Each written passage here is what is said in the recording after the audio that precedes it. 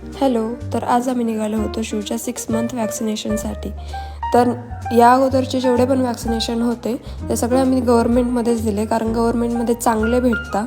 त्यानंतरचे जेवढे पण असतात आता 6 मंथचं जे आहे वॅक्सिनेशन त्याचं फ्लूचं, ते आम्ही त्याला प्रायव्हेटमध्ये दिल्यानंतर त्याला काही त्रास नाही झाला. फक्त देईपर्यंत तो थोडासा रडला आणि दुसऱ्या फ्लूच्या वॅक्सिनसाठी त्यांनी आम्हाला नेक्स्ट मंथ बोलवलं आहे.